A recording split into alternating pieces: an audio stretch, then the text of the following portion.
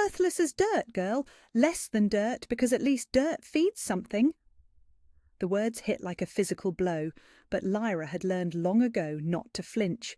She kept her eyes down, focused on the stone floor where dust motes danced in the pale morning light filtering through the treasury's narrow windows.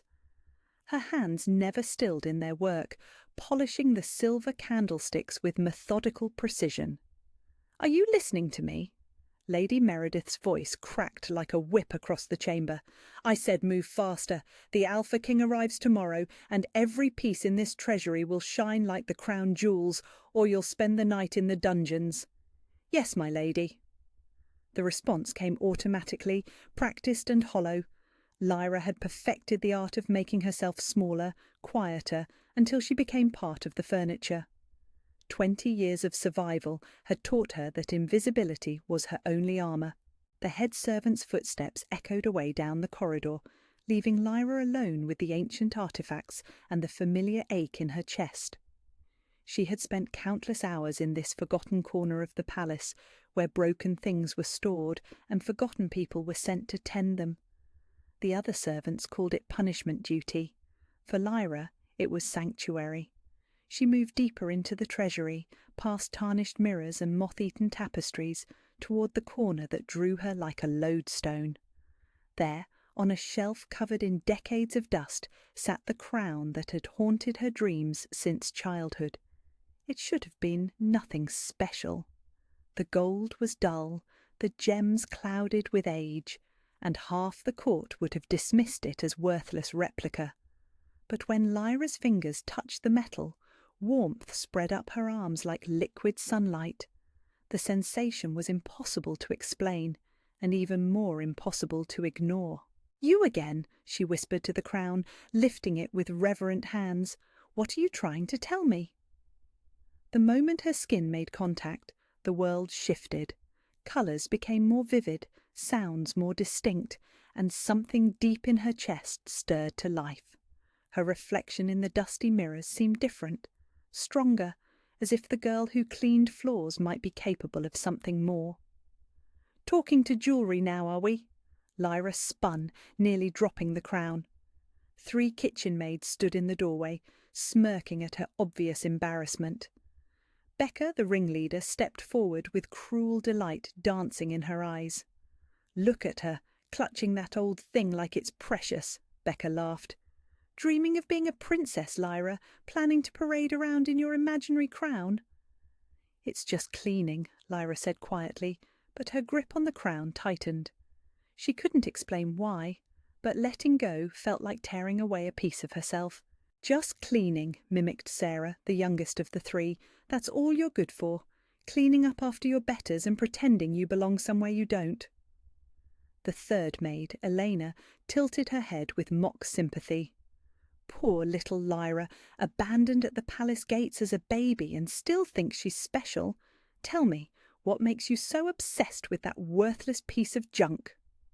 Heat flared in Lyra's chest, sudden and fierce. For a moment, the crown seemed to pulse with silver light, and the sensation of power rushed through her veins like wildfire. But the feeling vanished as quickly as it came, leaving her gasping and confused.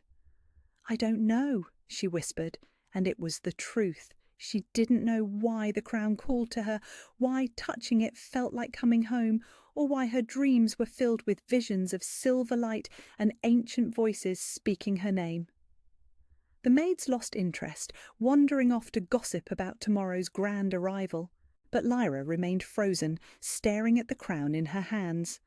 The metal had cooled, returning to its dull appearance, but the memory of warmth lingered. She had been found at the palace gates as an infant, wrapped in coarse cloth with no identification except a small silver pendant bearing an unfamiliar crest. The pendant had disappeared years ago, claimed by a servant who said it was too fine for someone of Lyra's station. But the crown had always been here, waiting. As she placed it back on the shelf, her fingers lingered on the ancient metal. Tomorrow, the Alpha King would arrive for treaty negotiations, and the palace would transform into a showcase of power and wealth. She would remain invisible, serving wine and clearing plates while noble lords decided the fate of kingdoms. But tonight, alone with the artifacts that no one else wanted, Lyra allowed herself to dream. She traced the crown's elegant curves with her fingertips and felt that impossible warmth again. Somewhere in the back of her mind, a voice whispered that she was more than they knew, more than even she understood. The crown's jewels caught the dying light, and for just a moment they seemed to glow with inner fire. Lyra stepped back, heart racing, but the sensation faded into shadow and dust. She was nothing. She was no one. But the crown knew better, and deep in her bones something stirred that had been sleeping far too long. The challenge came before the echoes of her declaration had faded. "Royal blood or not, you have no right to steal what others have built." The voice cut through the stunned silence like a blade, carrying venom and desperate fury in equal measure.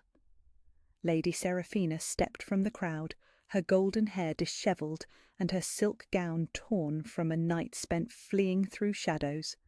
But her blue eyes blazed with the light of someone who had nothing left to lose. Lyra turned slowly, the moon-shadow crown pulsing with silver fire as she faced the woman who had tried to murder her. Power radiated from her transformed form, but underneath the supernatural authority lay something harder and more dangerous: justice, waiting to be served. "Lady Seraphina," she said quietly, her voice carrying the weight of absolute certainty, "I wondered when you would emerge from whatever hole you've been hiding in." "I claim right of challenge," Seraphina declared, her words ringing through the treasury with formal precision. "Trial by combat to determine who has legitimate authority to rule this kingdom. The usurper's daughter against the pretender who would steal our legacy." Gasps echoed through the assembled crowd as the ancient law was invoked. Trial by combat was sacred right, recognized by goddess and wolf alike as the ultimate test of worthiness. Even queens could not refuse such a challenge when their legitimacy was questioned before witnesses. Lord Aldrich stepped forward, his face grey with fury and growing desperation. "Seraphina, what are you doing? This is madness. She has been trained in nothing but servitude." "She has been trained by necessity," Thane's voice carried from the crowd's edge, his silver eyes blazing with protective fury and fierce pride. "And I would remind everyone present that supernatural awakening tends to come with certain advantages." But even as he spoke, Lyra could feel his wolf's agitation through the mate bond.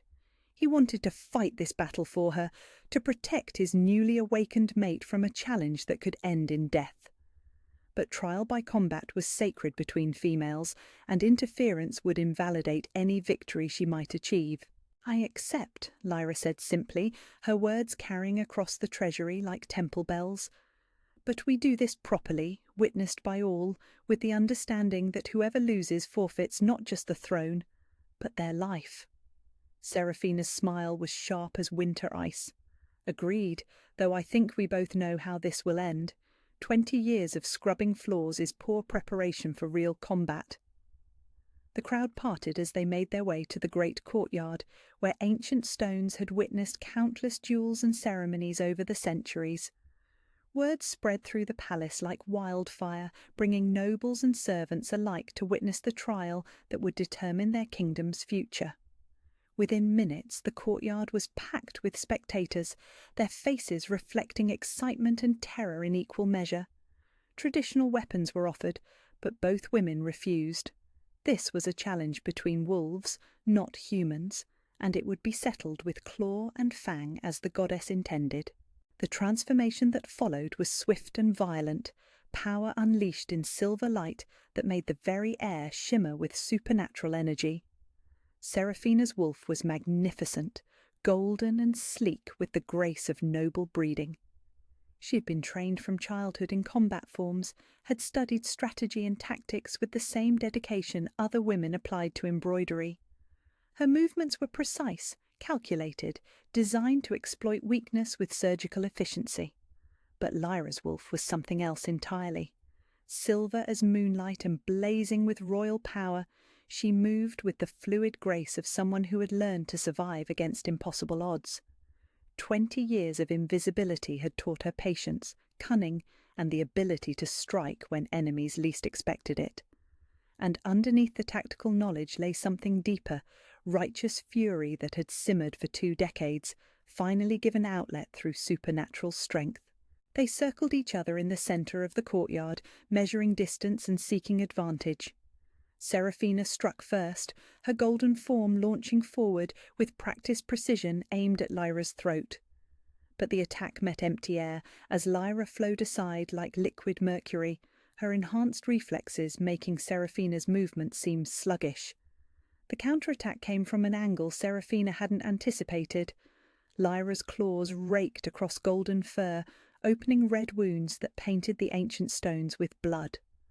The crowd roared approval as first blood was drawn, but both combatants knew the real fight was just beginning. What followed was poetry written in violence, a dance of death that showcased the fundamental difference between their approaches to power.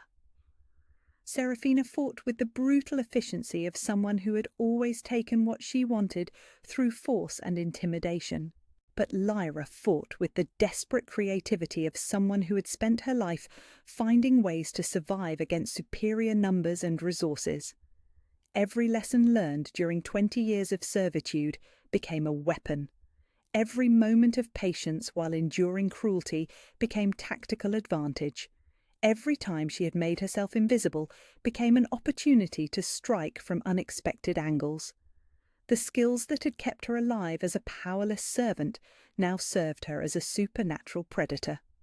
"I am done being invisible," she snarled between attacks, her voice carrying across the courtyard with primal authority. "I am done accepting less than I deserve. I am done pretending that birth determines worth." Seraphina's response was a desperate lunge that left her overextended and vulnerable. Lyra's counterattack was swift and merciless, her fangs finding the golden throat with surgical precision. For a heartbeat, the outcome hung in balance as 2 forms of power collided in a shower of silver and gold. Then Seraphina's struggles ceased, and she lay still on stones that had been stained with the blood of pretenders for 1,000 years. The silence that followed was profound, broken only by the whisper of wind through ancient banners and the distant howl of wolves acknowledging their new alpha. Lyra stood over her fallen enemy, silver light blazing around her transformed form like captured starfire. Blood stained her muzzle, but her green eyes held no satisfaction in the kill. Only grim acceptance of justice finally served. She shifted back to human form with fluid grace, the moon shadow crown materializing on her brow as royal power settled around her like a second skin. When she spoke, her voice carried to every corner of the courtyard with absolute authority. "I am Lyrillin Silvermoon, rightful queen of this realm, chosen by the goddess and proven in combat." The crown pulsed with each word, lending divine weight to her declaration. "I claim this throne by right of blood, by trial of combat, and by the sacred duty to protect those who cannot protect themselves." Through the crowd, she could see various reactions playing out. Some faces showed relief that the uncertainty was finally ended. Others reflected calculation as nobles weighed their options in this new political landscape. But all showed respect for the power she had demonstrated and the legitimacy she had proven through ancient law. Lord Aldrich stood frozen at the courtyard's edge, his face grey with the knowledge that his stolen reign was ending. The man who had murdered her parents and claimed their throne now faced the consequences of 20 years of usurpation. But Lyra felt no satisfaction in his terror, only tired acceptance that some debts could only be paid in blood. Movement at the crowd's edge caught her attention, and suddenly Thane was there, striding across the blood-stained stones with silver eyes blazing with pride and fierce possessiveness. He stopped before her and dropped to one knee, the gesture carrying the weight of kingdoms as an alpha king acknowledged her legitimate authority. "Your Majesty," he said formally, but his voice carried warmth that spoke of mate bonds and shared futures. I withdraw my offer of political alliance with the usurper's house. Instead, I would propose an alliance with the rightful queen, sealed by bonds that cannot be broken by political convenience. The mate bond sang between them, golden light visible to everyone present as divine approval made itself known. This was how it was meant to be, Lyra realised, not a servant girl dreaming of impossible love, but a queen claiming both throne and mate with equal authority. "I accept your proposal, King Thane," she replied formally, though her heart hammered with joy at the public acknowledgement of their bond. "Let our kingdoms be united not by political necessity, but by the sacred bonds the goddess herself has forged." The crowd erupted in cheers as the truth became undeniable. The servant girl was gone forever, replaced by a queen who had proven her worth through combat and divine recognition. And somewhere in the distance, church bells began to ring, announcing to the world that the Silver Moon dynasty had returned to claim its rightful place. The trial was over, the reckoning complete, and in the growing light of a new dawn, Queen Lyrillin Silvermoon stood ready to rebuild what had been broken and protect what could still be saved. 3 months had transformed the kingdom beyond recognition. Queen Lyrillin Silvermoon stood on the balcony of the royal chambers that had been restored to their former glory, watching the sun rise over lands that were finally, truly hers. The moon-shadow crown rested easily on her brow now, no longer the impossibly heavy burden it had seemed in those first terrifying days after her awakening. Time had taught her that authority, like power, grew stronger with use rather than practice. The coronation had taken place 6 weeks after the trial by combat, once the immediate political upheaval had settled into something resembling stability.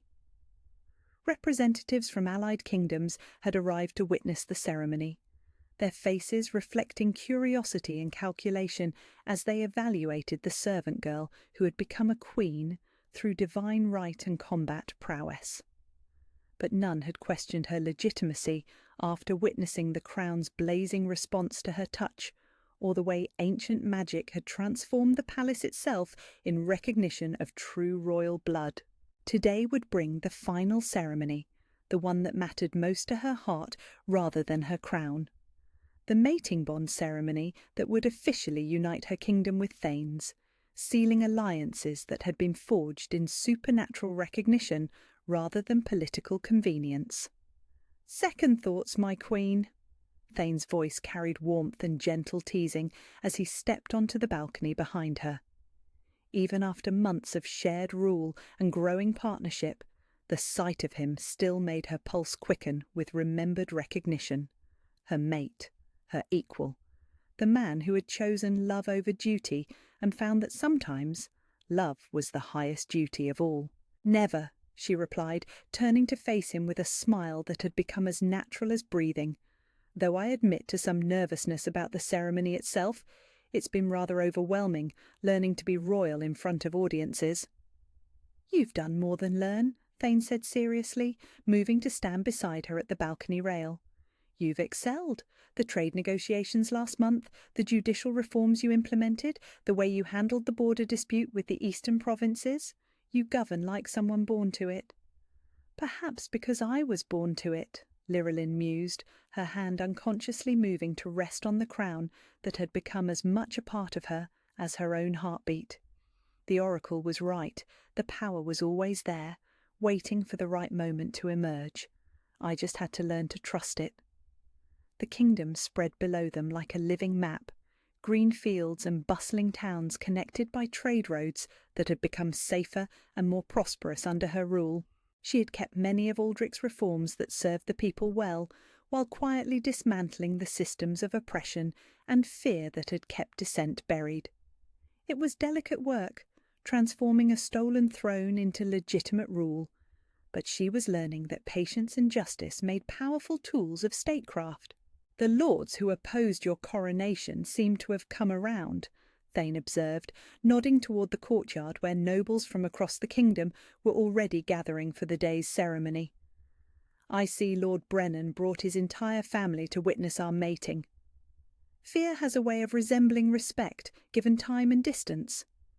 Llewellyn's voice carried wry amusement rather than bitterness. Though I think some of them have genuinely accepted that bloodline and divine recognition carry more weight than political convenience. The crown doesn't lie about worthiness. Movement in the courtyard caught her attention. Servants arranging ceremonial decorations with practiced efficiency, guards taking their positions with pride rather than mere duty, common folk being admitted to witness the ceremony that would shape their kingdom's future. It still amazed her how naturally she had slipped into the role of protector and leader, as if 20 years of invisibility had been preparation rather than punishment. "Any word from the northern borders?" she asked, though she knew Thane would have told her immediately if serious threats had emerged. All quiet, the mountain clans seemed content to trade rather than raid, especially since your grain subsidies went into effect. Thane's smile carried satisfaction with policies that benefited both kingdoms. It turns out that well-fed neighbours make better allies than conquered enemies. The observation was typical of the governance philosophy they had developed together.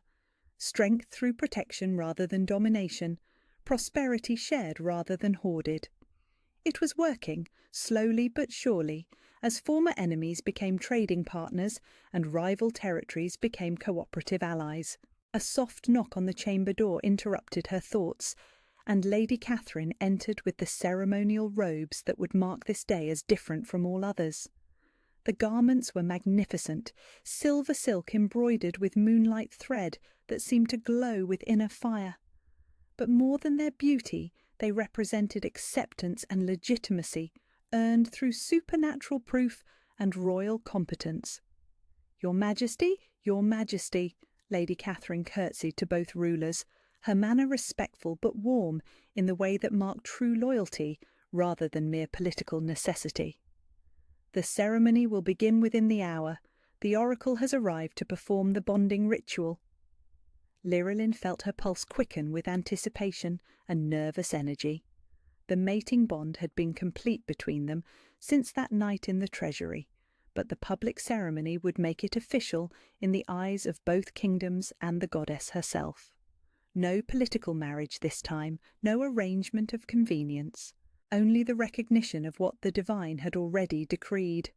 "How do I look?" she asked Thane once Lady Catherine had helped her into the ceremonial robes, the question carrying the vulnerability that still sometimes surfaced despite her growing confidence. "Like a queen," he replied without hesitation, his silver eyes blazing with love and fierce pride. "Like the woman I was meant to find, no matter how impossible it seemed at first."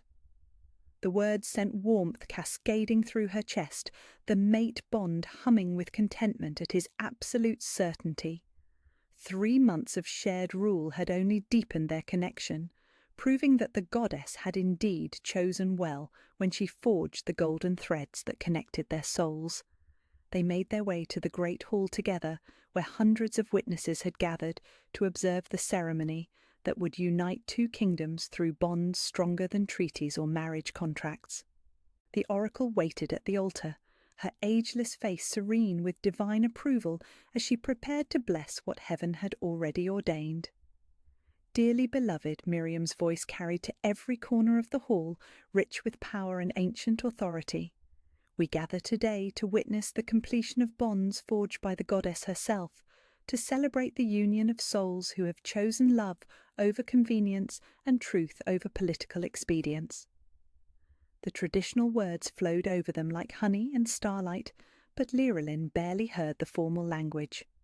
Her attention was focused on Thane's face, on the silver eyes that had seen her worth when she believed herself worthless, on the hands that had offered strength when she thought herself weak beyond saving.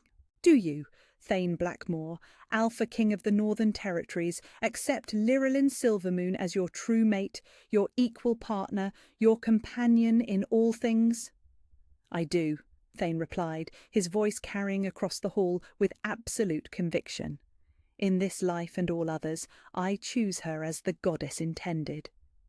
"Do you, Llewellyn Silvermoon, Queen of the Silvermoon Kingdom, accept Thane Blackmore as your true mate, your equal partner, your companion in all things?" I do. The words came easily, carrying the weight of months of growing partnership and trust.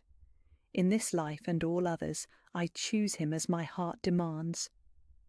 The oracle raised her hands, and golden light began to blaze around them, the mate bond made visible to every witness present.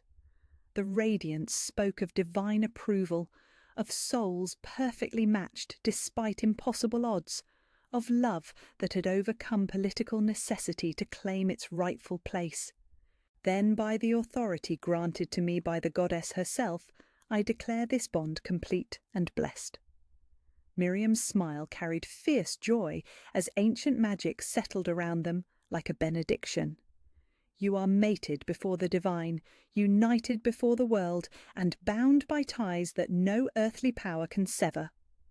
The hall erupted in cheers as nobility and commoners alike celebrated the union that promised prosperity and protection for generations to come. But for Lyrillin, the crowd faded into background noise as Thane's lips found hers in a kiss that tasted of forever and felt like coming home. "You are my mate," he whispered against her lips, echoing words that had seemed impossible just months ago. "And I am yours."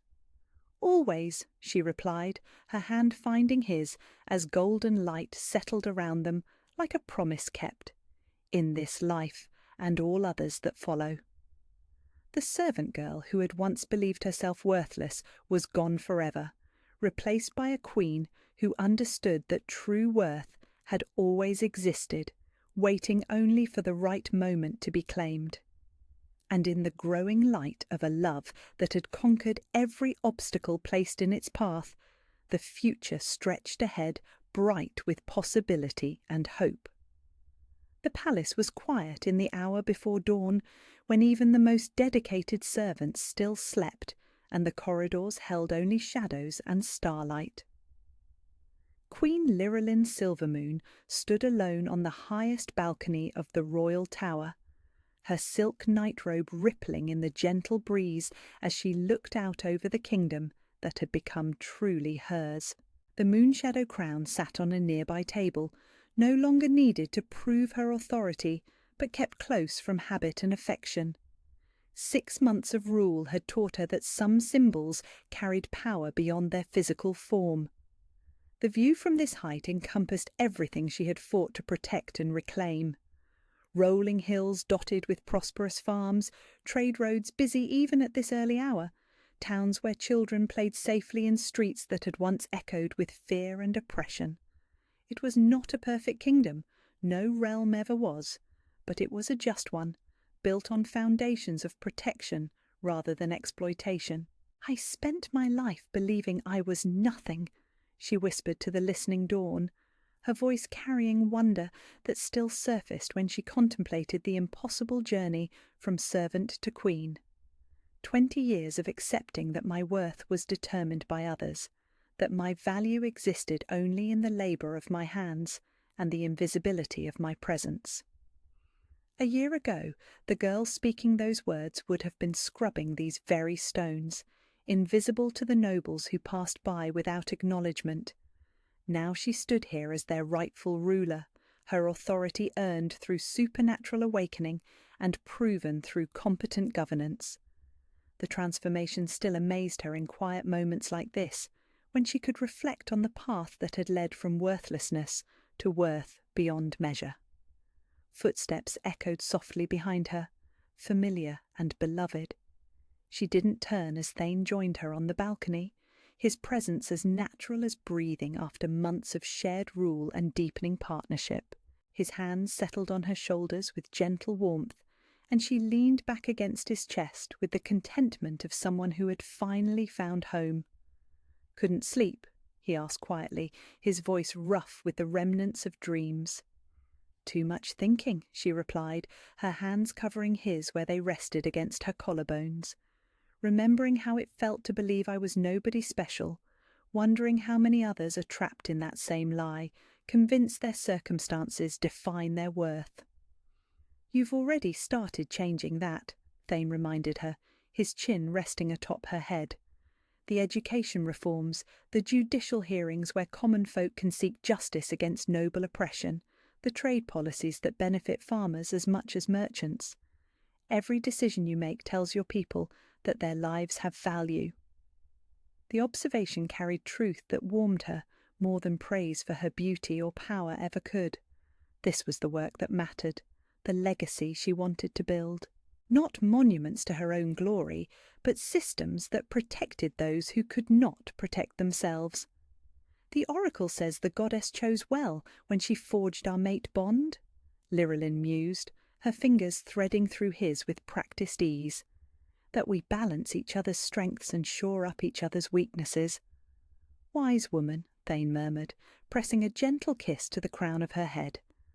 Though I think she understates how much you've taught me about leadership through service rather than dominance. The kingdom stretched before them as the eastern sky began to lighten, painting the landscape in shades of gold and rose that spoke of new beginnings and endless possibilities. Somewhere in those distant hills, farmers were beginning their morning chores. In the towns below, bakers were lighting ovens, and merchants were preparing for another day of honest trade. All of it protected by a queen who understood the weight of responsibility because she had lived without power for so long. "There's something I need to tell you," Lyrillin said quietly, her free hand moving to rest on her still flat stomach where new life was already beginning to grow. "Something that changes everything and nothing at all." Thane went still behind her, his supernatural senses catching the subtle scents and sounds that confirmed what she had suspected for weeks. When he spoke, his voice carried wonder and fierce protectiveness in equal measure. "A child." "An heir," she confirmed, turning in his arms to face him fully. The next generation of the Silver Moon line, conceived in love rather than political necessity. The smile that spread across his face was brighter than sunrise, carrying joy and pride, and the promise of futures they would build together. His hands moved to frame her face with infinite gentleness, as if she were made of spun glass and starlight. "A child who will never know what it feels like to be powerless," he said softly, "who will grow up understanding that worth comes from within, not from the acknowledgement of others. A child who will be raised to protect rather than dominate, to serve rather than exploit." Lyrillin leaned into his touch, feeling the mate bond hum with shared happiness. The way we should have been raised if the world had been just. The future stretched ahead of them now, bright with possibility and anchored by love that had survived impossible odds. Their child would inherit a kingdom built on justice rather than fear, would learn to wield power as a tool for protection rather than oppression. It was a legacy worth fighting for, worth the struggles they had endured to claim their rightful place. "I love you," Thane said simply, the words carrying the weight of forever and the promise of partnership that would outlast kingdoms and crowns. "And I love you," she replied, her heart full to overflowing with gratitude for the goddess's wisdom in choosing their bond, in this life and all others that follow. The sun crested the eastern hills as they stood together, bathing the kingdom in golden light that spoke of hope and healing and new beginnings. Below them, the realm stirred to life under the protection of rulers who understood that true strength lay in lifting others up rather than keeping them down. Lyrillin Silvermoon had been a servant girl who believed herself worthless. Now she was a queen who knew that worth had always existed, waiting only for the right moment to be claimed. And in the growing light of dawn, with her mate's arms around her and their child growing beneath her heart, she finally understood the most important truth of all. She had never been nothing. She had simply been hidden, waiting for the moment when the world would need her strength. The goddess didn't make mistakes in her designs, and sometimes the most powerful queens began life-scrubbing flaws, learning patience and compassion and the true cost of justice. But they ended it on balconies overlooking kingdoms they had transformed, surrounded by love they had fought to claim, carrying the next generation of hope in their hearts and in their womb. The servant girl was gone. The queen remained. and the future belonged to them both. I hope you enjoyed this story of finding worth that was always there, just waiting for the right moment to shine. Sometimes the most extraordinary people begin in the most ordinary places, and love really can conquer all, especially when it comes with supernatural powers and the divine right to rule. If this tale of transformation and triumph touched your heart, share it with someone who needs to remember that their worth exists independent of others' recognition. What did you think would happen when the Alpha King first saw our hidden princess? Did you predict she would be royalty all along? The Alpha King arrived like a storm breaking over still water. Lyra felt his presence before she saw him, a pressure in the air that made her wolf stir restlessly beneath her skin. She had been arranging flowers in the great hall when the massive doors burst open, and suddenly the world tilted on its axis. King Thane Blackmore was everything the whispered stories claimed and more. He moved with predatory grace, his broad shoulders filling the doorway as he surveyed the assembled court. Dark hair fell across his forehead, and when his silver eyes swept the room, lesser men stepped back involuntarily. Power radiated from him like heat from a forge, primal and undeniable. "Your Majesty!" Lord Aldrich stepped forward, bowing deeply. "Welcome to Ravenspire. We are honoured by your presence." The Alpha King's voice carried the rumble of distant thunder. "Lord Aldrich, I trust the negotiations will proceed smoothly. My time here is limited." Lyra pressed herself against the stone pillar, hoping to remain invisible as the great lords exchanged pleasantries. She had learned to read the currents of power that flowed through these gatherings, and tonight those currents were charged with political necessity.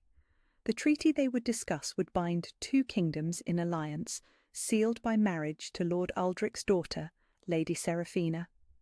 The beautiful noblewoman glided forward like a swan on still water, her golden hair catching the torchlight. Everything about her spoke of breeding and refinement, from her silk gown to her practised curtsy. She was perfection incarnate, exactly what an Alpha King required in a political mate. "King Thane," Seraphina's voice was honey and silk, "I am deeply honoured to meet you at last." But the Alpha King's attention had already moved past her, scanning the room with an intensity that made Lyra's pulse quicken. His wolf was agitated, she realised, searching for something. The recognition hit her like a physical blow because she understood that restless energy. Her own wolf had been pacing beneath her skin all day, as if sensing an approaching storm. The feast began with appropriate ceremony, and Lyra melted into the background as servants always did. She moved between the tables like a ghost, refilling wine cups and clearing plates while the nobility discussed matters of state. The Alpha King sat at the high table, magnificent in his dark leather and silver, but she noticed how his eyes kept moving, never settling, as if he sought something just beyond his reach. The conversation flowed around politics and trade agreements, but underneath ran a current of masculine posturing and female competition that set Lyra's teeth on edge. She had watched these games for 20 years, the careful dance of power and seduction that determined the fate of kingdoms. "The eastern borders have been quiet since the spring campaigns," Lord Aldrich was saying. "Our alliance would ensure continued stability in the region." "Stability built on strength," the Alpha King replied, his voice carrying casual authority. "Weakness invites challenge. I trust Ravenspire understands this principle." "Of course, Your Majesty. Lady Seraphina has been trained in all the arts befitting a queen. She will be a valuable asset to your reign." Lyra winced at the transactional language, even as she understood its necessity. Political marriages were contracts, not love stories. The Alpha King needed strategic alliance, and Seraphina needed a crown. It was a perfect arrangement that left no room for inconvenient emotions. She was reaching across the high table to refill his wine when it happened. Their eyes met across the space of mere inches, and the world exploded into sensation. Silver locked with green, and something fundamental shifted in the air between them. Her wolf threw back its head and howled in recognition, a sound only she could hear, but felt in every bone. The Alpha King went rigid, his pupils dilating as his own beast stirred to violent life. Mate. The word echoed in her head, and she did not know if it came from her wolf, or from the ancient presence still examining her, or from him. Time stretched like molten gold. The wine pitcher trembled in her grip as impossible heat spread through her veins. This could not be happening. The mate bond was sacred, rare, a gift of the goddess that touched perhaps one pair in 1,000. And it certainly did not connect Alpha Kings to servant girls who cleaned forgotten treasures. "Impossible," he breathed, the word barely audible above the dinner conversation. But his wolf knew. She could see the recognition blazing in those silver depths, the same desperate certainty that was tearing her apart from the inside. The mate bond snapped into place like a key turning in a lock, golden threads spinning between their souls with brutal efficiency. Lyra stumbled backward, breaking the connection, and the pitcher slipped from her nerveless fingers. It shattered against the stone floor, red wine spreading like blood across the ancient stones. The sound cut through the dinner conversation like a blade. "Clumsy girl," Seraphina's voice was sharp with irritation. "Can you not perform even the simplest tasks without making a spectacle?" "I apologize, my lady," Lyra whispered, dropping to her knees to collect the broken pottery. Her hands shook as she worked, and she could feel the Alpha King's gaze burning into her like a brand. "Leave it," Lord Aldrich commanded. "The other servants will clean this mess. Remove yourself before you cause more damage." Lyra rose on unsteady legs, not daring to look toward the high table again. But as she turned to flee, she heard the Alpha King's voice, carefully controlled, but edged with something dangerous. "Who is she?" The question hung in the air like a sword waiting to fall. Lyra's steps faltered, but she did not turn around. Behind her, Lord Aldrich's response carried casual dismissal. "No one of consequence, Your Majesty. A foundling we took in years ago. She serves in the lower halls." No one of consequence. The words should have stung, but they barely registered against the chaos in her chest. The mate bond thrummed between them like a living thing, impossible to deny and equally impossible to embrace. She was a servant, he was a king, and tomorrow they would begin negotiating his marriage to another woman. As she fled toward the servants' quarters, her wolf howled in anguish, and somewhere behind her she heard an answering call that only she could understand. Sleep was impossible. Lyra paced her tiny chamber like a caged wolf, the mate bond thrumming beneath her skin with relentless intensity. Every instinct screamed at her to return to the great hall, to seek out the man whose silver eyes had shattered her carefully constructed world. But reason held her back. He was an Alpha King. She was nothing, no one of consequence. The dismissal echoed in her mind, but it could not drown out the golden thread that now connected her soul to his. She pressed her palm against her chest, feeling the phantom warmth where the bond had taken root. Across the palace she could sense him, restless, searching, as tormented by this impossible connection as she was. The pull became unbearable near midnight. Her feet carried her through the sleeping corridors before her mind could object, drawn by an instinct older than thought. She found herself outside the treasury, hand trembling on the cold stone of the doorframe. He was already there. King Thane stood in the centre of the chamber, moonlight streaming through the narrow windows to cast silver shadows across his powerful frame. He had shed his formal leather for simple dark clothing, but nothing could diminish the predatory grace that marked him as apex predator. His head turned as she entered, silver eyes finding hers with the precision of a striking blade. "I followed your scent," he said quietly. "My wolf would not be denied."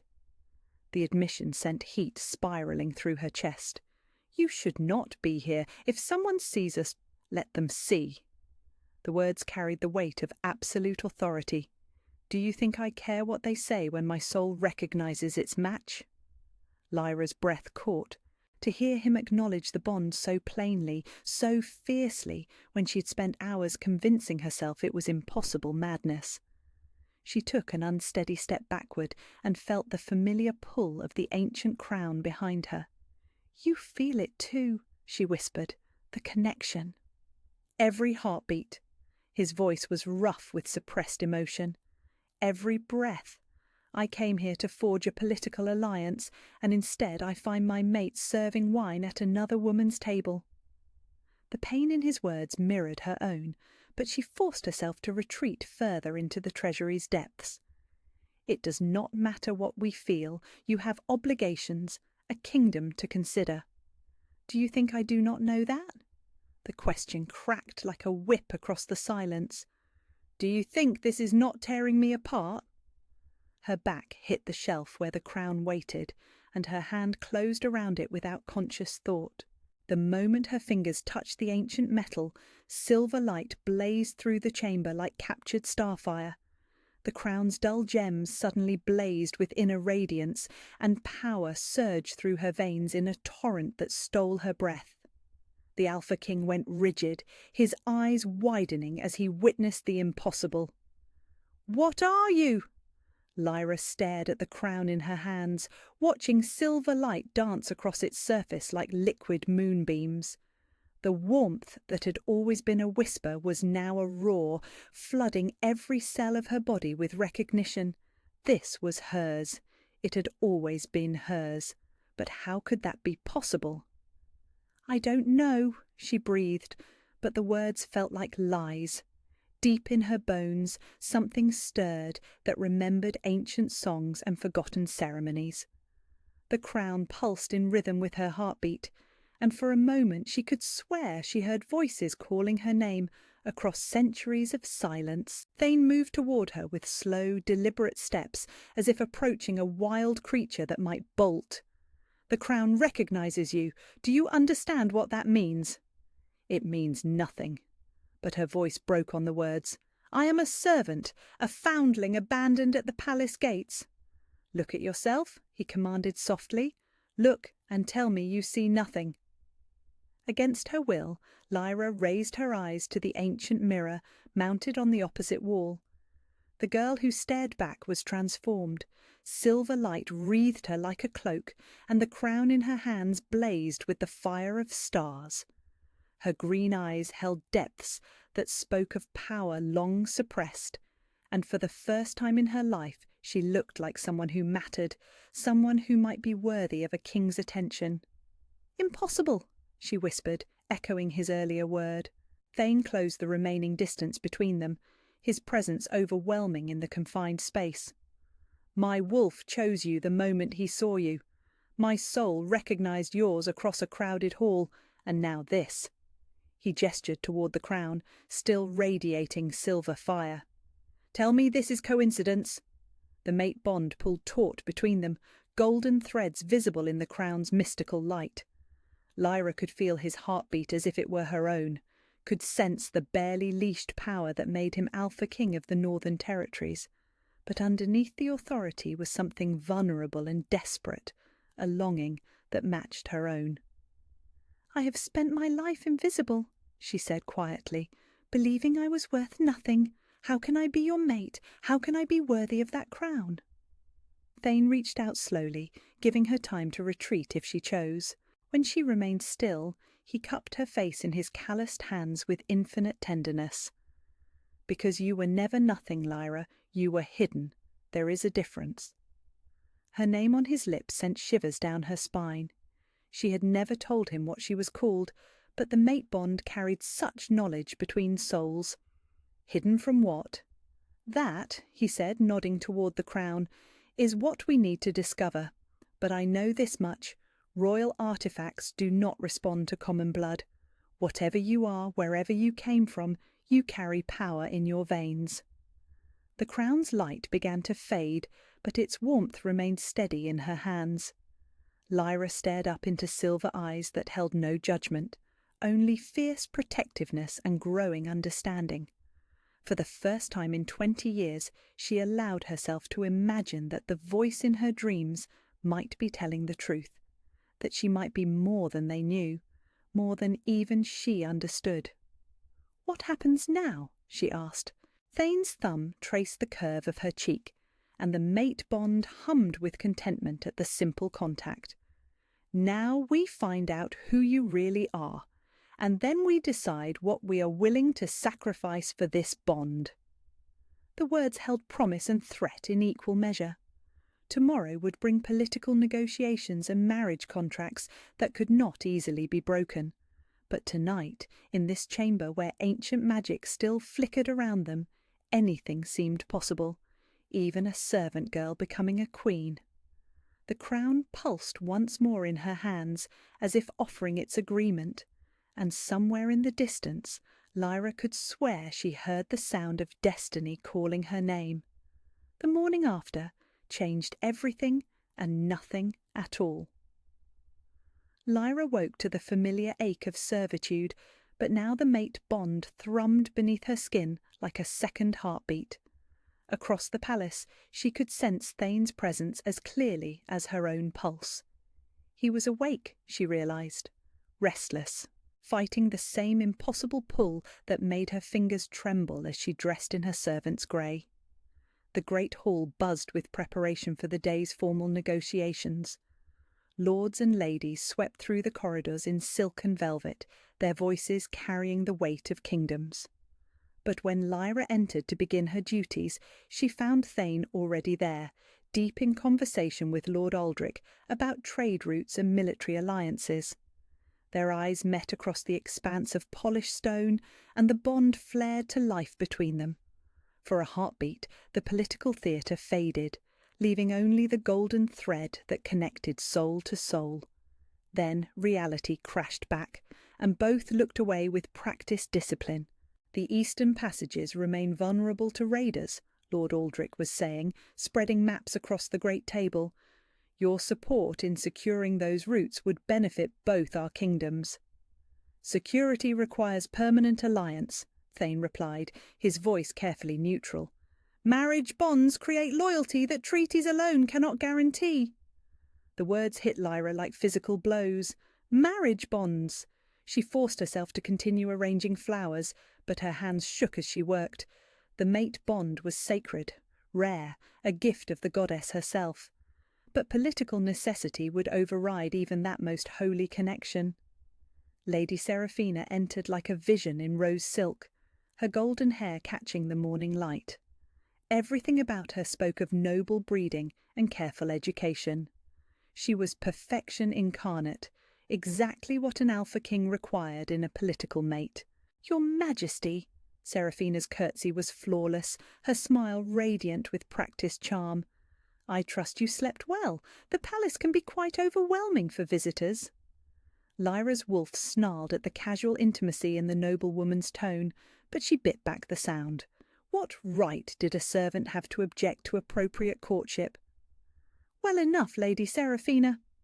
Thane's response held polite distance, but Lyra caught the tension in his shoulders. The bond let her feel his discomfort as if it were her own. "Perhaps you would honour me with a tour of the gardens after our discussions." Seraphina's invitation was silk wrapped around steel.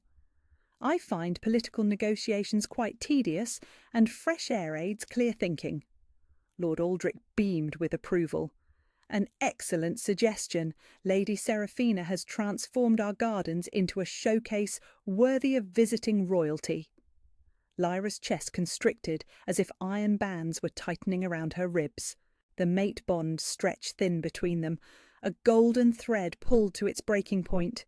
She could feel Thane's internal struggle, the war between duty and desire that was tearing him apart from the inside. "I would be honoured," he said finally, and each word felt like a knife to her heart. She fled the great hall before she could do something foolish, like scream or weep or demand acknowledgement of the connection that was slowly killing them both. But escape proved impossible when Elder Matthias intercepted her in the corridor outside. "Child," the old librarian's voice was gentle but urgent. "I need to speak with you, privately." Lyra glanced around the busy hallway where servants hurried past with their morning duties. "I have work to finish, Elder. The treasury needs—" The treasury can wait. His fingers closed around her wrist with surprising strength. What I witnessed last night changes everything. Her blood turned to ice. I don't know what you mean. Silver light in the treasury windows, girl. Light that came from within, not from moon or stars. Matthias pulled her into an alcove, away from curious ears. I have spent 60 years studying the ancient texts. I know what I saw. The mate bond pulsed with Thane's distant presence, but Lyra forced herself to focus on the elder's weathered face. Please, I cannot discuss— The moon shadow crown, Matthias interrupted softly. That is what they called it in the old tongue, a relic of the lost royal line. Crafted by the goddess herself to recognize true bloodline, it has sat silent for 20 years, child, until last night. Lyra's knees went weak. That's impossible. I'm nobody, a foundling. Are you? The elder's eyes held ancient wisdom and growing excitement. Tell me, child, what do you remember of your earliest years? Before the palace? Nothing. The word came out as a whisper. I remember nothing before waking in the servants' quarters as a small child. They said I was found at the gates. Found, yes, but by whom? And why were you brought here instead of to the orphanages in town? Matthias leaned closer, his voice dropping to barely audible. I was here that night, Lyra, 20 years ago, when a hooded woman appeared at midnight, carrying a bundle that glowed with silver light. The world tilted around her. What are you saying? I am saying that some foundlings are hidden, not abandoned. Some children are concealed to protect them from those who would see them dead. The elder's grip tightened on her wrist. The question is why someone wanted the last of the royal bloodline eliminated, and whether they know you survived. Royal bloodline. The words echoed in her head like temple bells, impossible and terrifying, but they explained so much. The crown's recognition, the power that stirred in her veins, the mate bond with an alpha king who should have been beyond her reach. Even if what you say is true, she said carefully, it changes nothing. He has obligations, a kingdom to consider. Does he? Matthias smiled grimly. Political marriages are built on the assumption that both parties are who they claim to be. But what happens when a king discovers his intended bride is not the highest-ranking female in the kingdom? Before Lyra could respond, the mate bond flared with sudden intensity. Thane's emotions crashed over her in waves, frustration, longing, and underneath it all, a fierce protective rage that took her breath away. Something was happening, something that threatened the fragile balance they were all pretending to maintain. Through the palace windows, she could see him in the gardens with Seraphina, their figures elegant against the backdrop of blooming roses. But even from this distance, she could feel his wolf's agitation, the way he held himself apart despite the noblewoman's obvious attempts at seduction. He fights it, she whispered, as do you. Matthias released her wrist and stepped back. But some bonds cannot be denied forever, child. The goddess does not make mistakes in her pairings. The elder's words followed her as she returned to her duties, scrubbing floors and polishing silver while her world reconstructed itself around impossible possibilities. Royal bloodline, true mate, hidden heir. Each revelation felt like lightning striking the same place twice, illuminating truths she had never dared imagine. But in the gardens, Seraphina's laughter rang like silver bells, and the mate bond stretched thinner with each passing hour. Political necessity was a tide that would sweep away even the strongest foundations, and Lyra was still just a servant girl with dreams too large for her station. The crown might recognize her blood, but the world would never accept what she might become. Not when kingdoms hung in the balance and duty demanded sacrifice from both king and commoner alike. Still, as the afternoon wore on and the mate bond pulsed with shared anguish, Lyra allowed herself to hope that love might prove stronger than obligation, that truth might matter more than appearances, that even foundlings might sometimes be queens. The confrontation came at twilight, when shadows pooled in the forgotten corners of the palace like spilled ink. Lyra had been returning from the kitchens, her arms full of fresh linens for the guest chambers, when Lady Seraphina stepped from an alcove with the fluid grace of a hunting cat. The noblewoman's beauty was undimmed by the dim corridor, her golden hair catching the last rays of dying sunlight streaming through the narrow windows. "Well, well," Seraphina's voice carried honeyed poison, "the little mouse who caused such a stir at last night's feast." Lyra's grip tightened on the linens, using them as a barrier between herself and the woman who should have been queen.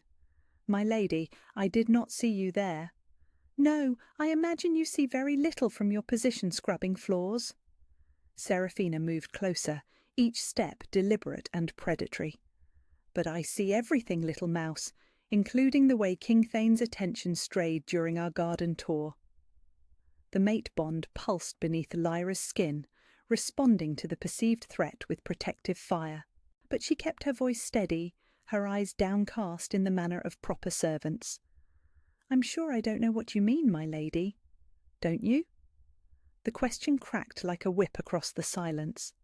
"Perhaps you think I'm blind to the way he watches you, the way his wolf grows agitated when you enter a room, the way he followed your scent like a love-sick pup last night." Heat flared in Lyra's chest, sudden and defensive. How dare this woman speak of the mate bond as if it were some base attraction, some shameful secret to be mocked? But she bit back the angry words, knowing they would only confirm Seraphina's suspicions. "King Thane is here to negotiate a treaty," she said carefully. "His attention is focused on matters of state, not on servants." Seraphina laughed, the sound like breaking crystal. "How perfectly naive! Do you truly believe position matters to a wolf who has found his mate? Do you think political necessity can override the goddess's will?" The admission hung in the air between them, dangerous and electric. Lyra's pulse quickened as she realized the full scope of her predicament. Seraphina knew. Somehow, impossibly, she had recognized the mate bond for what it was. "I don't know what you're suggesting," Lyra whispered, but the words felt hollow even to her own ears. "I'm suggesting that you know your place, servant. I'm suggesting that you remember who you are and what you will always be, regardless of whatever fantasies dance in that empty head of yours." Seraphina stepped closer, close enough that Lyra could smell her expensive perfume and see the cold calculation in her blue eyes. "He will marry me because he must, because kingdoms depend on it, because duty matters more than the fleeting whims of beasts. And if it doesn't?" The words escaped before Lyra could stop them, carried on a wave of defiance that surprised them both. Seraphina's perfect features hardened into something cruel and sharp. "Then accidents happen, little mouse. Servants are so clumsy, so prone to unfortunate mishaps. A fall down the stairs, a bite from a venomous snake, a sip of wine that has gone terribly, tragically wrong." The threat was subtle but unmistakable, delivered with the casual confidence of someone who had never faced consequences for her actions. Lyra's wolf rose in response, hackles raised and teeth bared, but she forced it back down. Now was not the time for confrontation, not when she was still learning the rules of this deadly game. "Know your place," Seraphina continued, satisfaction gleaming in her eyes at Lyra's obvious fear. "He will never choose someone like you, a foundling with no name, no family, no value beyond the labour of her hands. What could you possibly offer an alpha king?" The question struck like a physical blow, finding every insecurity Lyra had ever harboured about her worth. But underneath the pain, something else stirred. Anger, hot and righteous and tired of being pushed into corners by people who thought birth determined value. "Perhaps more than you think," she heard herself say. The words surprised them both. Seraphina's eyebrows rose in genuine shock, while Lyra felt a flutter of fear at her own boldness. But it was too late to take back the defiance, and part of her was glad for it. She was tired of invisibility, tired of accepting cruelty as if she deserved it. "Careful, little mouse. Seraphina's voice dropped to a whisper. Boldness in servants rarely ends well, especially when they forget their place so completely. Before Lyra could respond, footsteps echoed in the corridor behind them. Elder Matthias appeared around the corner, his weathered face creased with concern as he took in the tense scene. "Lady Seraphina," he bowed respectfully, "I trust all is well?" "Perfectly well, Elder." Seraphina's mask of noble courtesy snapped back into place with practised ease.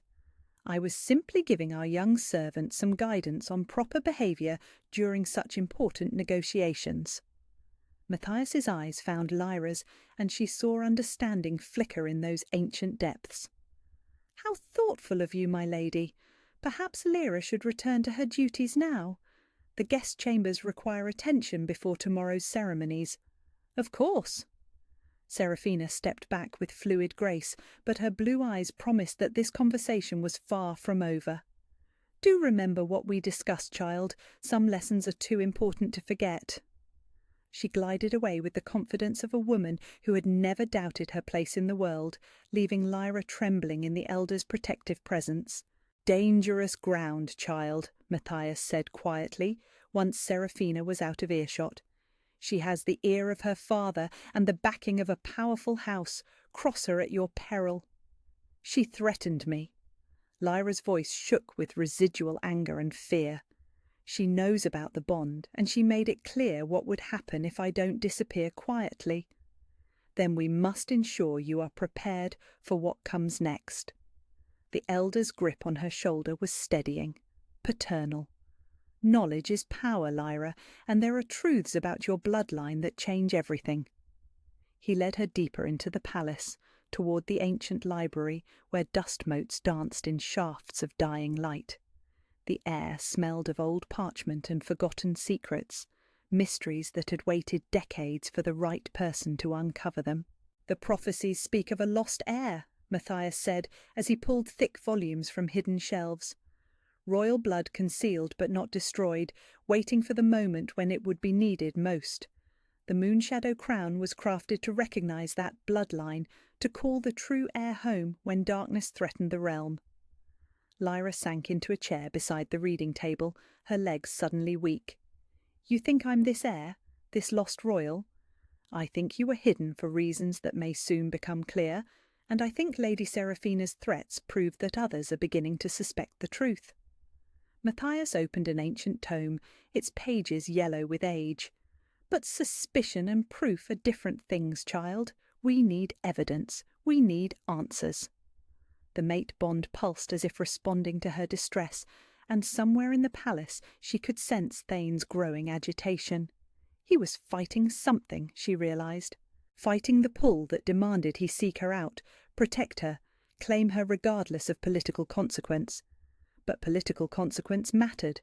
Kingdoms hung in the balance, and Lady Seraphina held cards that Lyra was only beginning to understand. The threat had been delivered with casual confidence, but underneath lay steel and determination that would not be easily thwarted. "What if we find proof?" she asked quietly. "What if I am who you think I am?" Matthias looked up from the ancient text, his eyes bright with possibility and warning in equal measure. "Then everything changes, child.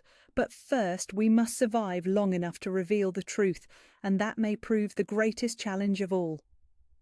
The prophecy waited in yellowed ink and faded illustrations, but outside the library windows darkness was falling, and in the shadows enemies were already moving to ensure that some truths would never see the light. The oracle came with the dawn. Lyra woke to silver light streaming through her chamber window, and the sensation of ancient power pressing against the palace walls like a living thing. Her wolf stirred restlessly beneath her skin, recognizing something primal and sacred in the approaching presence. Across the palace she could feel Thane's immediate alertness as his own beast responded to the mystical intrusion. She dressed quickly and slipped through the corridors, following an instinct older than thought toward the sacred grove that bordered the eastern grounds. Other servants whispered of strange lights in the forest, of animals gathering in unnatural silence. But Lyra felt only the inexorable pull of destiny calling her home. The woman waiting beneath the ancient oaks was ageless in the way of those touched by divine power. Her hair fell in silver waves to her waist, and her eyes held depths that spoke of centuries rather than decades. She wore simple robes the colour of moonlight, but authority radiated from her like heat from a forge. "Oracle Miriam," Lyra breathed, dropping to her knees in the moss-soft clearing. Every child in the kingdom knew the stories of the oracle who emerged from the sacred groves when the goddess required her voice in mortal affairs. "Rise, child." Miriam's voice carried the music of wind through leaves and the power of stone foundations. "I have travelled far to see you with my own eyes, to confirm what the goddess has whispered in dreams and visions." Lyra stood on trembling legs, her heart hammering against her ribs. "I don't understand. Why would the oracle seek out a servant?" "Because servants can be hidden in plain sight where queens cannot." Miriam moved closer, her ageless features creased with something that might have been sorrow. "Show me your hands, child." Confused but obedient, Lyra extended her palms. The oracle took them in fingers that felt warm as summer stone, and silver light began to pulse between their joined hands. The sensation was overwhelming, power recognizing power in a cascade of mystical recognition. 20 years, Miriam whispered, her eyes closing as visions flickered behind her lids. 20 years of exile and suppression, but the bloodline endures. The goddess protects her own. What bloodline? Lyra's voice cracked with desperate hope and terrible fear. "Please, I need to understand what's happening to me."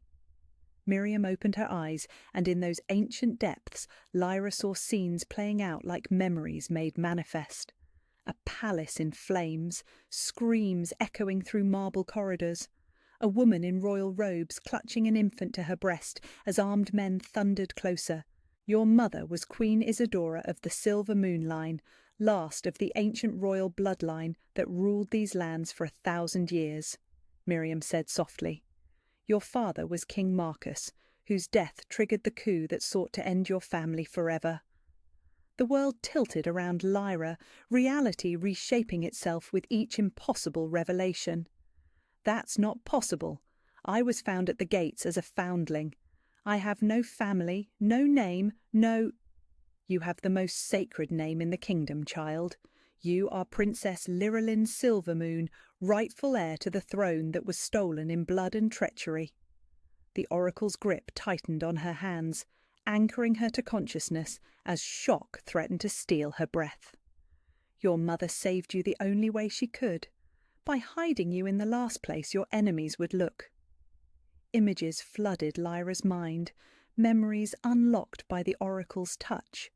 A hooded woman carrying a glowing bundle through midnight corridors, whispered words of power that bound supernatural abilities deep beneath conscious thought, the smell of smoke and blood giving way to the safety of servants' quarters and invented stories of abandonment. "She died protecting me," Lyra whispered, tears streaming down her face as buried memories surfaced like silver fish in dark water. "They all died protecting you, your parents, your guards, the loyal lords who stood against the usurper, all gave their lives so that the true bloodline might survive." Miriam released her hands, but the silver light continued to pulse between them.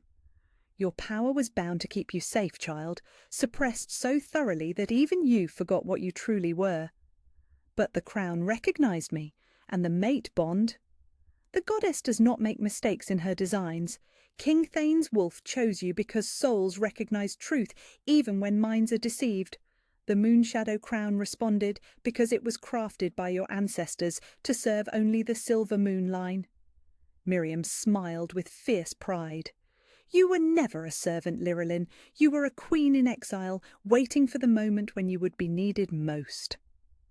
The name felt foreign and familiar simultaneously, like a song half remembered from childhood dreams.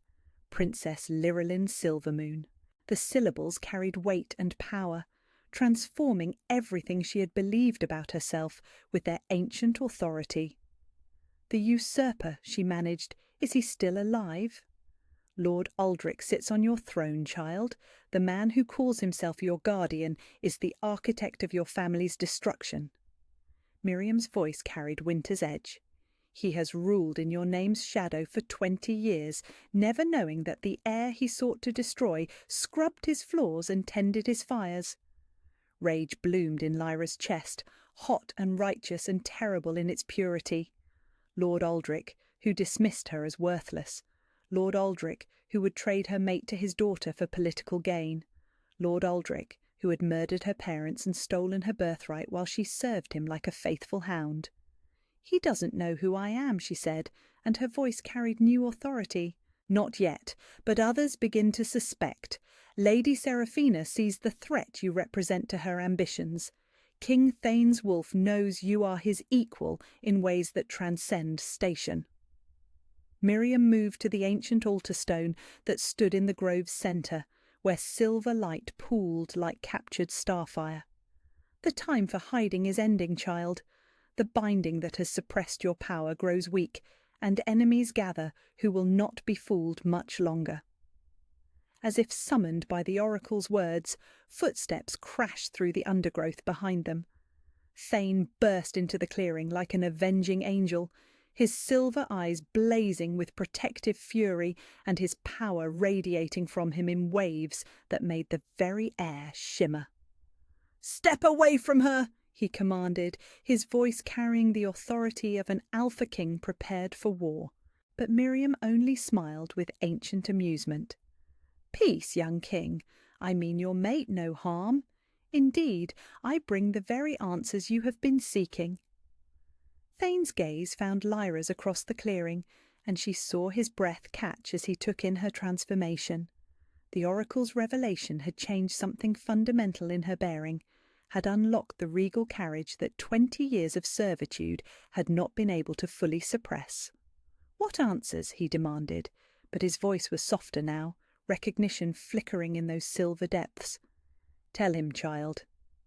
Miriam stepped back, leaving Lyra to stand alone in the grove's centre, where silver light made her seem ethereal, otherworldly. "Tell him what you truly are." Lyra straightened, feeling the weight of crown and throne and destiny settling around her shoulders like a mantle of stars. When she spoke, her voice carried the authority of queens and the power of bloodlines that had ruled for 1,000 years. "I am Princess Lyrelyn Silvermoon, last heir of the Silvermoon dynasty, rightful queen of these lands." The words rang through the sacred grove like temple bells. "And Lord Aldrich murdered my family to steal what was never his to claim."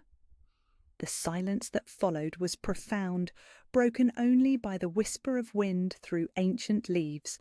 But in that silence, everything changed. The servant girl was gone, replaced by a queen who had finally remembered her name. And somewhere in the palace behind them, forces were already moving to ensure that some truths would never be allowed to reach the light.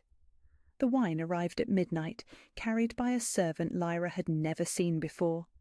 She had returned from the sacred grove with her world fundamentally altered, every step through the palace corridors a reminder that she walked on stolen ground.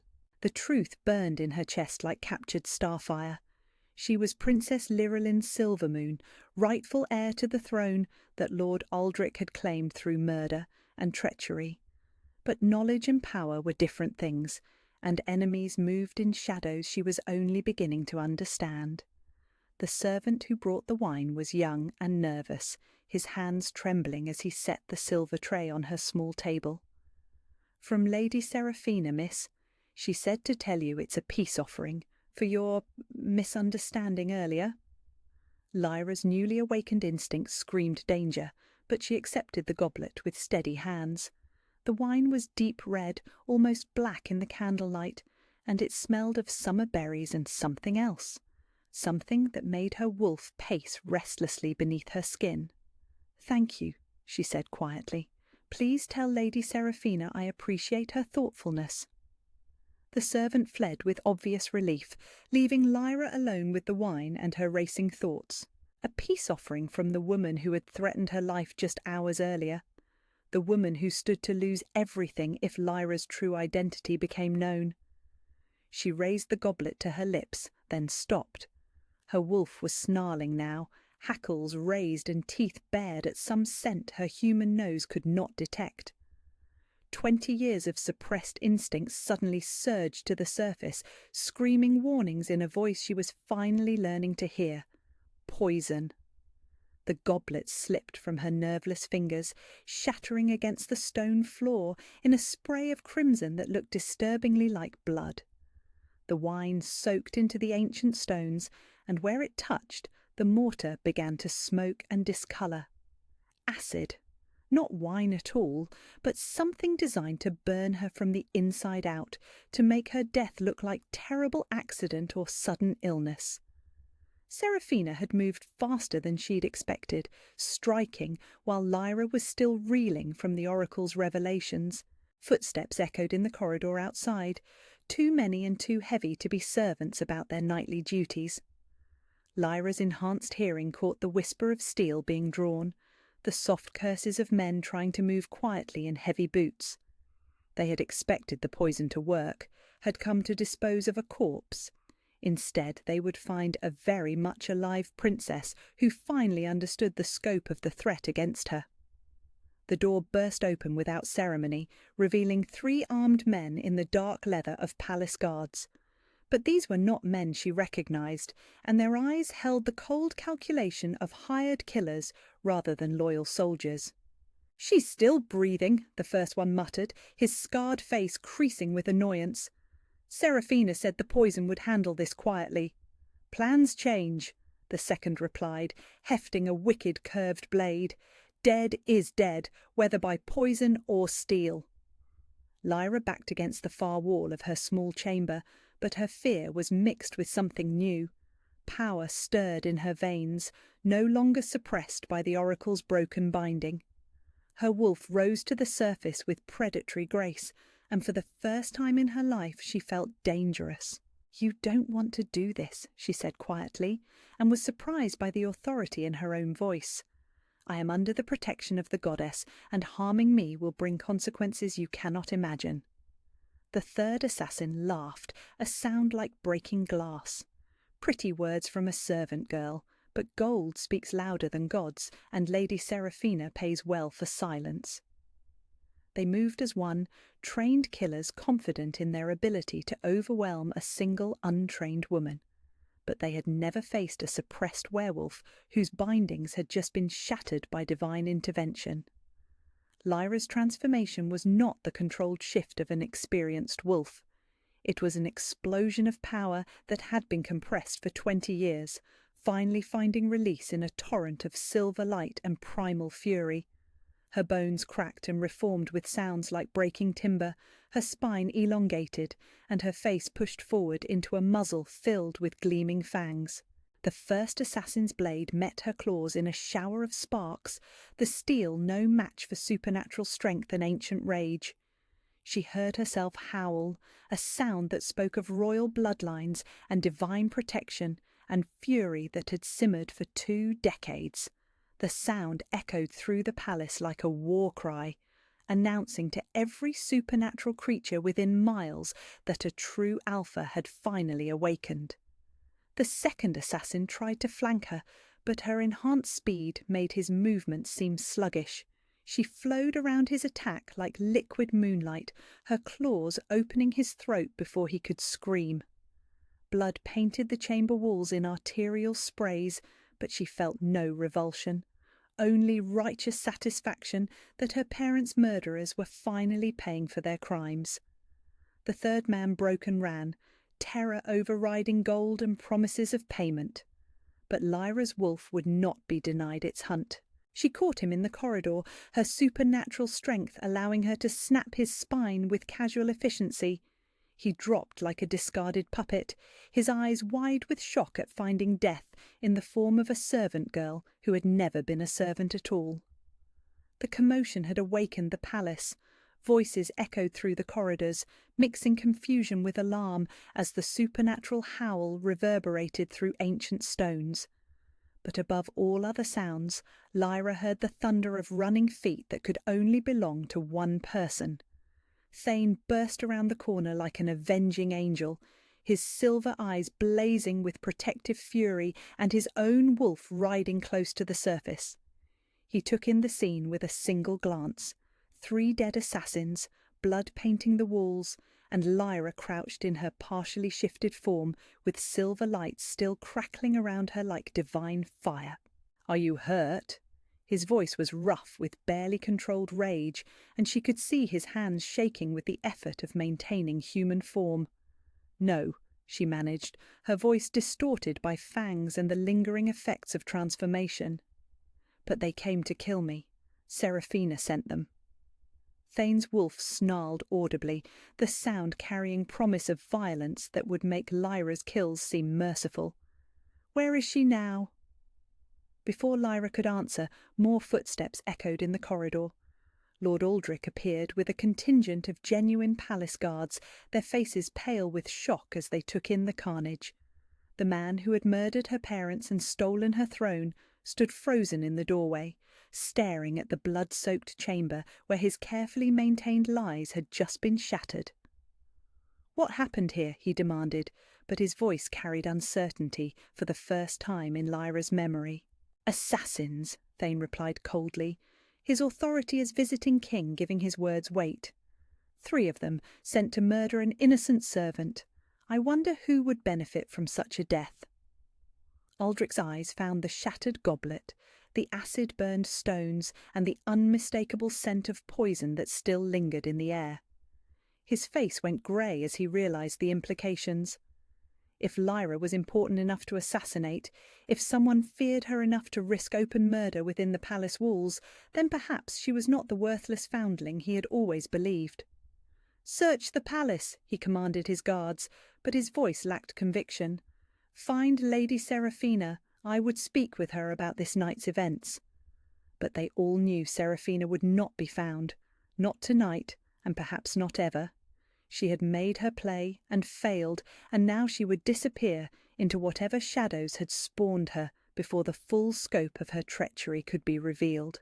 Lyra rose slowly from her crouch, power still coursing through her veins like liquid lightning. The transformation had awakened something that could never again be suppressed, had broken the final chains that bound her true nature. When she looked at Lord Aldrich now, she did not see the guardian who had raised her, but the usurper who had murdered her family and stolen her birthright. "The question," she said quietly, her voice carrying new authority despite the blood on her claws, "is what happens now that the world knows I am not as defenceless as I appeared." The silence that followed was profound, broken only by the whisper of wind through shattered windows and the distant howl of wolves calling to their newly awakened pack sister. But in that silence, the balance of power shifted like tectonic plates, and everyone present understood that the game had fundamentally changed. The servant girl was gone, replaced by something far more dangerous, and in the growing light of dawn, enemies and allies alike would have to decide which side of history they chose to stand on.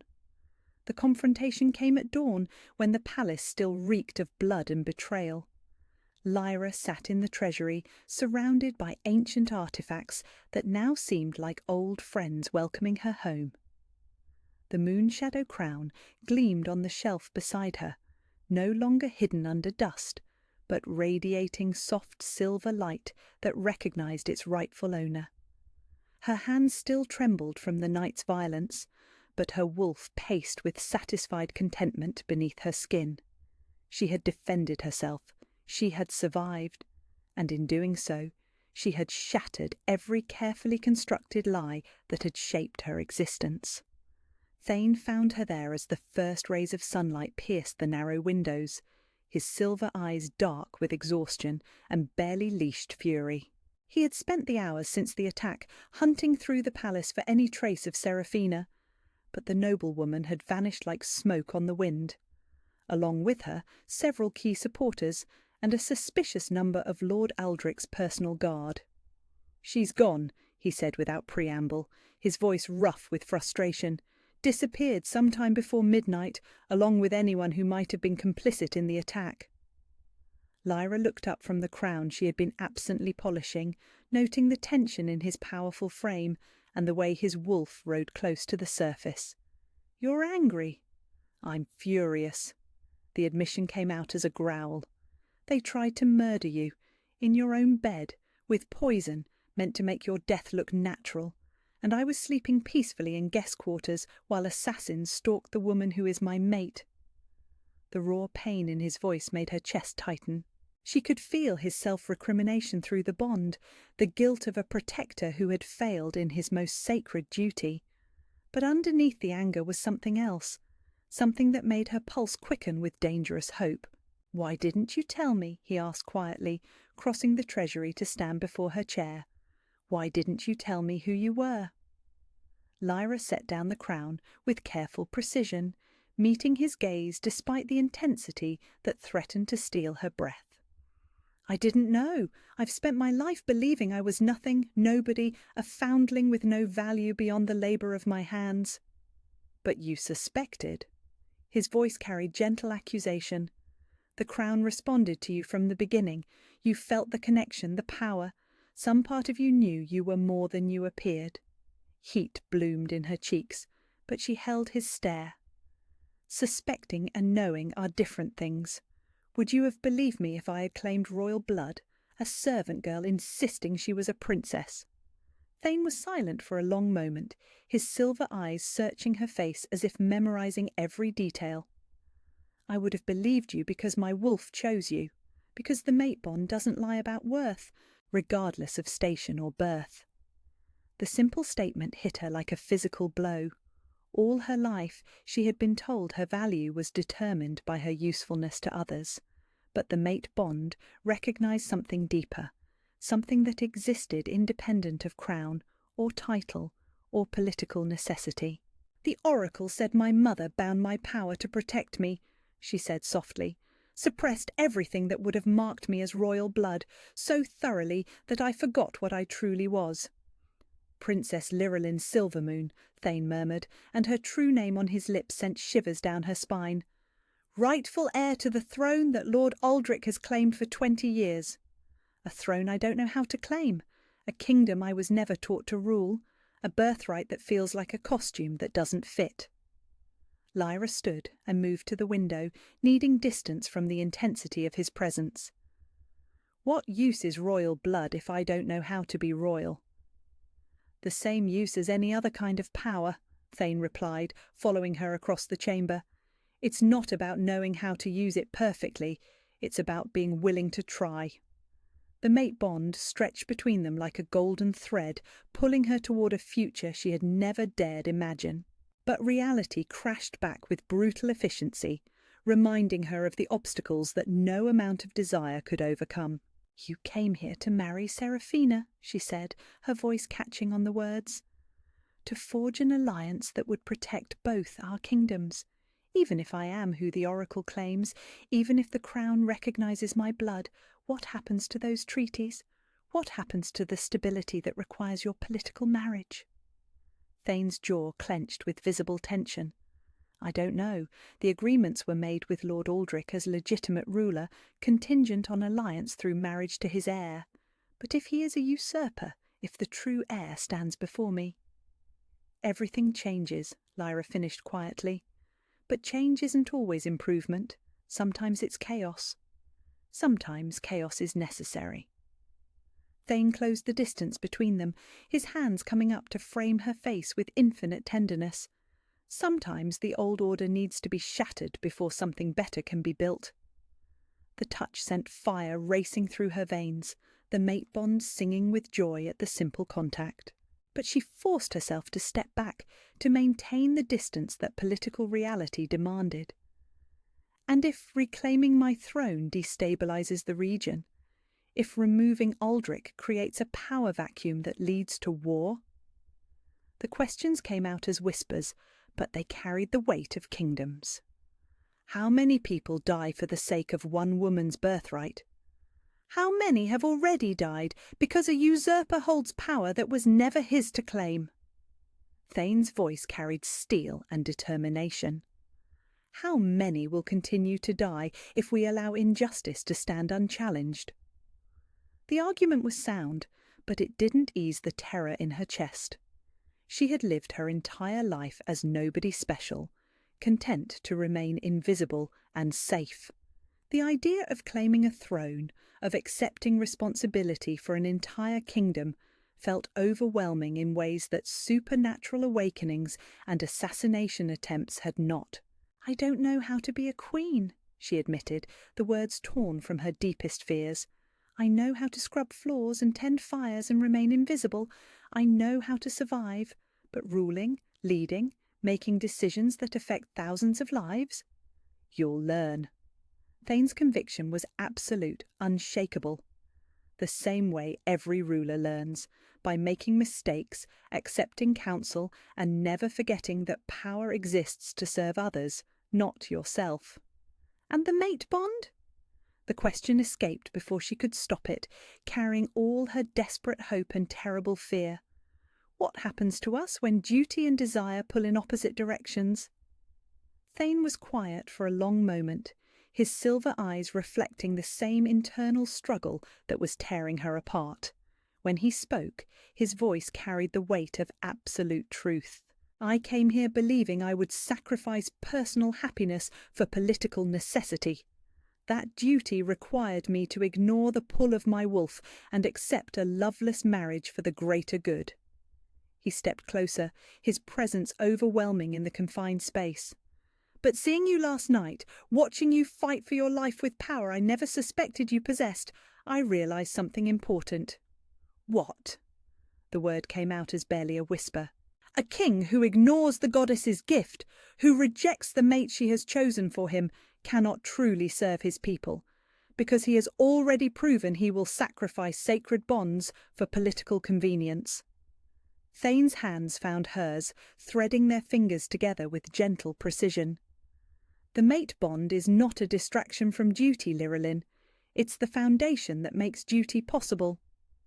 The use of her true name sent warmth cascading through her chest, but she forced herself to maintain rational thought.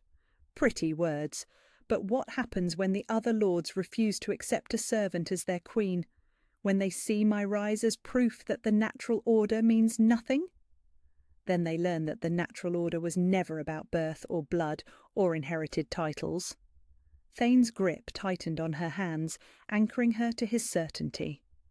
It was about strength, wisdom, and the courage to protect those who cannot protect themselves, all qualities you have demonstrated in abundance. The mate bond pulsed between them, carrying his absolute faith in her worthiness. But outside the treasury windows, she could hear the palace stirring to life, servants and guards and nobles who would soon learn that their world had shifted overnight. Some would adapt, others would fight the change with everything they possessed. "If we do this," she said quietly, "if we choose the bond over political convenience, there will be consequences. War, possibly, certainly upheaval. There are always consequences to significant choices." Thane lifted their joined hands to his lips, pressing a gentle kiss to her knuckles that sent fire racing up her arms. "The question is whether we are willing to accept the consequences of courage or whether we choose the consequences of cowardice instead." The choice hung between them like a blade waiting to fall. Safety lay in stepping back, in allowing him to honour his original agreements while she disappeared into whatever shadows might shelter a dispossessed princess. But courage demanded that they claim what the goddess had given them, regardless of the political storm that would follow. As if sensing her internal struggle, the moonshadow crown pulsed with gentle silver light from its place on the shelf. A reminder that some things were worth fighting for, even when the odds seemed impossible. Especially then. "I am done pretending otherwise," Lyra said finally, the words carrying the weight of absolute decision. "I am Princess Lyrillin Silvermoon, and you are my mate. Let the world adjust to that reality, rather than asking us to deny it for their comfort." Thane's smile was fierce with pride and relief. "Then we claim what is ours, and face whatever comes together." The mate bond sang with joy at their mutual decision, golden light visible in the air between them as divine approval made itself known. Outside, the sun climbed higher, promising a day that would reshape the political landscape of two kingdoms. But in the treasury, where ancient artifacts bore witness to royal declarations, two souls finally chose love over duty and found that sometimes the choice made all the difference. The moment of claiming came at high noon, when the sun blazed directly overhead and shadows held no power to conceal truth. Lyra stood before the treasury doors, her heart hammering against her ribs as she prepared to cross a threshold that would change everything. Behind those ancient oak panels lay the moon-shadow crown, waiting for its rightful owner to finally accept the destiny that had been hidden for 20 years. But between her and that sacred relic stood a palace full of enemies who would kill to prevent this moment from arriving. Lord Aldrich's guards flanked the corridor, their hands resting on sword hilts as they watched her approach. They had been given orders to prevent anyone from entering the treasury, orders that carried the weight of a king's command. But Lyra was no longer the servant girl who could be dismissed with cruel words and casual threats. "Stand aside," she said quietly, her voice carrying authority that made the guards exchange uncertain glances. "Treasuries close by order of Lord Aldrich," the captain replied, but his tone lacked conviction. "No one enters without his direct permission. Lord Aldrich has no authority to deny me access to my own ancestral treasures." Lyra stepped closer, and power began to shimmer around her like heat waves rising from summer stone. "I am Princess Lyrelyn Silvermoon, rightful heir to this throne, and I will not be barred from what is mine by birthright." The guards' faces went pale as supernatural energy crackled in the air between them. Some recognition stirred in their eyes, the wolf blood in their veins responding to an alpha presence that had been suppressed but never destroyed. Slowly, reluctantly, they stepped aside. The treasury door swung open at her touch, responding to royal blood with the same recognition the crown had shown. Inside, ancient artifacts gleamed with inner light, welcoming home the heir they had waited decades to serve. But at the chamber's heart, the moon-shadow crown blazed like a captive star, silver radiance that spoke of power and legitimacy and divine approval. Lyra approached the crown with reverent steps, feeling the weight of destiny settling around her shoulders like a mantle of stars. This was the moment the oracle had foreseen, the awakening that would reshape the political landscape of two kingdoms. Everything that came after would flow from this single choice. She lifted the crown with trembling hands, feeling warmth spread up her arms like liquid sunlight. The metal seemed to pulse with its own heartbeat, recognizing the bloodline it had been crafted to serve. Ancient magic stirred to life, responding to the touch of true royalty after 20 years of patient waiting. "I claim my birthright," she whispered to the listening shadows. "I accept the crown my ancestors wore, the throne they built, the responsibility they carried. I am Lyrelyn Silvermoon, and I will be queen." The words had barely left her lips when power exploded through her body with the force of breaking dam. Every barrier her mother had erected, every suppression that had kept her safe and hidden, shattered in cascading waves of silver fire. Her wolf threw back its head and howled in triumph, the sound echoing through the palace like a declaration of war. Pain lanced through every bone as they lengthened and strengthened, as her spine stretched to accommodate the full power of her royal bloodline. Her muscles burned as they expanded, supernatural strength flowing through her veins like molten gold. But underneath the agony was ecstasy, the joy of finally being complete after 2 decades of existing as half herself. Silver light blazed from the crown, so brilliant that it turned the treasury's narrow windows into beacons visible throughout the palace. The ancient stones of the building itself seemed to respond, recognizing the presence of legitimate royalty within walls that had housed usurpers for too long. Somewhere in the distance, she could hear masonry cracking as magical wards that had lain dormant for 20 years suddenly roared back to life. The transformation reached its crescendo as the crown settled onto her brow with perfect fit, as if it had been crafted specifically for her skull. Power flooded her consciousness, not just the strength of her own bloodline, but the accumulated wisdom of every Silvermoon queen who had worn this crown before her. Their voices whispered in her mind, offering guidance and support and fierce pride in their heir's awakening. When the light finally dimmed, Lyra stood transformed in ways that went far beyond the physical. Gone was the hunched posture of a servant trained to invisibility. In its place stood a queen, radiating authority and power that made the very air shimmer around her. The crown blazed like liquid starlight against her dark hair, and her green eyes held depths that spoke of ancient magic and unshakable resolve. The treasury doors burst open behind her, admitting a flood of palace inhabitants drawn by the supernatural display. Guards, servants, nobles, and foreign dignitaries crowded the doorway, their faces reflecting shock and awe and growing recognition of what they were witnessing. Lord Aldrich pushed through the crowd, his face grey with fury and dawning comprehension. For 20 years he had ruled this kingdom, had worn a crown that was never meant for his head, had made decisions with authority that was never his to claim.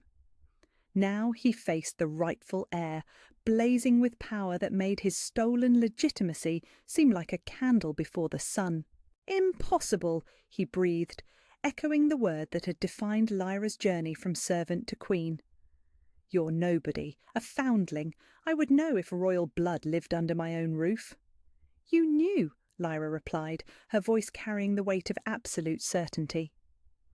"Some part of you always knew, or you would never have worked so hard to keep me invisible, to convince me I was worthless, to ensure I never looked too closely at the crown that called to me from childhood." The crowd stirred restlessly as the implication sank in.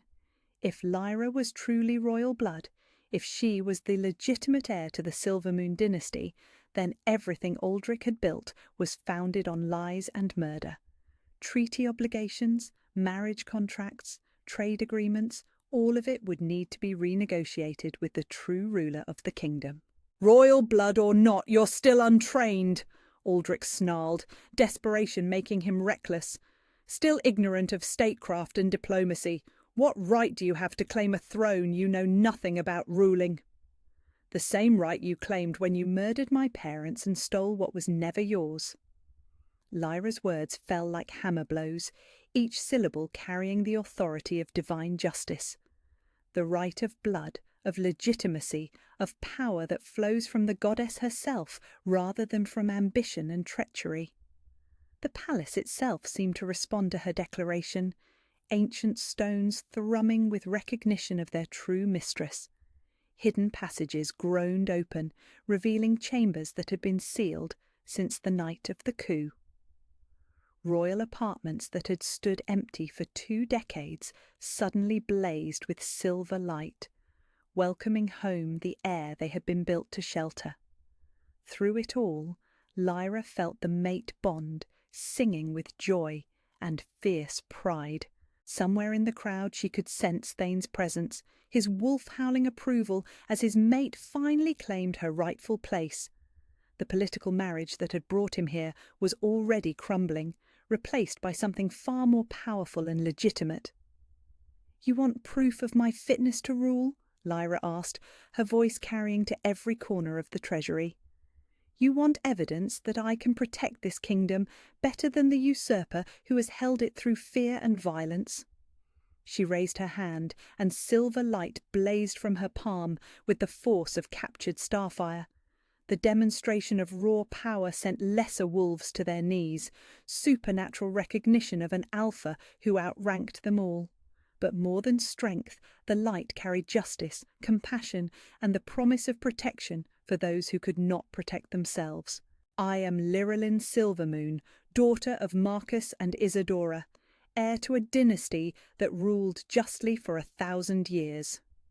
The crown pulsed with each word, lending divine authority to her declaration. I claim this throne by right of blood, by blessing of the goddess, and by the sacred duty to restore what was stolen from my people. The silence that followed was profound, broken only by the whisper of wind through ancient stones and the distant howl of wolves calling to their newly crowned Alpha Queen. But in that silence, the balance of power shifted like tectonic plates, and everyone present understood that the old order had ended forever. The servant girl was gone, replaced by something magnificent and terrible and absolutely legitimate, and in the growing light that blazed from the moonshadow crown, enemies and allies alike would have to decide whether they would serve the true queen or face the consequences of supporting a usurper whose time had finally come to an end. The awakening was complete. Now came the reckoning.